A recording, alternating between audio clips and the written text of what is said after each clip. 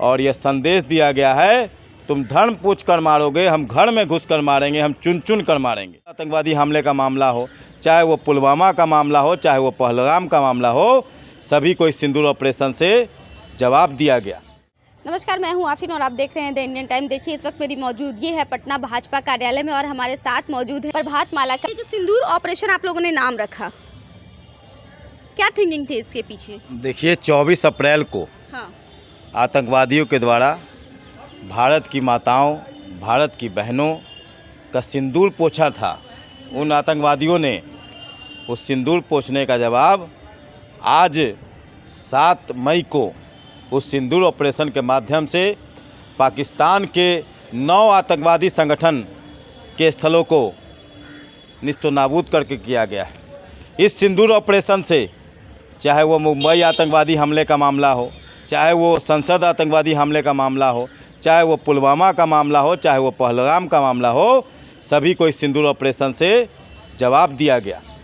आप सोचिए, उस पाकिस्तान के जो आतंकवादी संगठन थे वहाँ, चाहे लश्कर तैयबा हो, चाहे जैश ए मोहम्मद हो, चाहे अन्य आतंकवादी संगठन हैं, उनको भारत के खिलाफ वहाँ मंसूबे तैयार किए जाते थे। भारत के खिलाफ गोली चलाने, बम चलाने, बारूद चलाने और निहत्थे को हत्या करने की साजिश की जाती थी।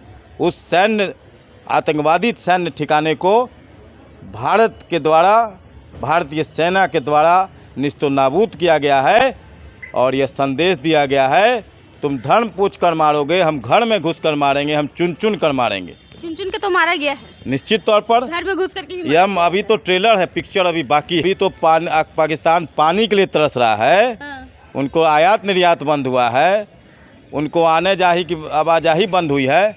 अभी तो बहुत कुछ होना बाकी है। सिर्फ आतंकवादी संगठन के ठिकानों को नष्ट किया गया, अदर कहीं नहीं। यह भारत का बड़ा दिल का सहनशीलता का दिखाया गया और नरेंद्र मोदी जो कहते हैं सो करते हैं। नरेंद्र मोदी का यह भारत है, स्पष्ट हो गया कि भारत घर में आतंकवादियों को घुसता भी है और मारता भी है। ये सिंदूर ऑपरेशन जो रहा, ये आप लोगों का पूरे तरीके से हमारा ये सक्सेसफुल रहा, ठीक है। इसकी खुशी में आप लोगों ने क्या कुछ किया है? देखिए, इसकी खुशी पूरा भारत मना रहा है, हर भारतवासी मना रहे हैं और भारतीय जनता युवा मोर्चा, भारतीय जनता पार्टी क्रीड़ा मंच, भारतीय जनता पार्टी महिला मोर्चा और अन्य प्रकोष्ठों के द्वारा भाजपा बिहार प्रदेश कार्यालय से विजय जुलूस निकाला गया, मिठाइयाँ बांटी गई, अबीर लगाया गया और खुशी का इजहार किया गया। और भारत के सेना का जो सौम्य, जो दम्भ पूरे विश्व ने आज माना कि हम चाहें तो तुम पाताल में छिप जाओ, चाहे आकाश में घुस जाओ, हमको मारने में देर नहीं लगेगा। यह नरेंद्र मोदी और अमित शाह का भारत है, ये पूरा विश्व देख रहा है। आज 7 मई शाम में आज ब्लैकआउट भी पूरे को रहने के लिए कहा गया है। ना कोई लाइट जलेगा, बल्ब जलेगा, ना कुछ भी कहीं पे कुछ लाइट का कुछ नामो निशान रहेगा। तो उसके बारे में आप क्या कहना चाहिए, क्या बताया जा रहा है? देखिए, निश्चित तौर पर ये पूरे भारतवासियों को यह संदेश दिया जा रहा है और इसके लिए आगाह किया जा रहा है कि अगर युद्ध होता है तो युद्ध में हम कैसे निपटे। जिससे भूकंप का हम लोगों को बताया जाता है कि भूकंप के समय कैसे रहना है, बारिश आता है तो छाता खोलना पड़ता है, घर में रहना पड़ता है। उसी प्रकार से अगर युद्ध की स्थिति आ गई तो आप अगर घर में हैं तो लाइट बंद कर दे, आपके दरवाजे से, खिड़की में मोटा पर्दा लगा दे ताकि लाइट बाहर नहीं जा सके।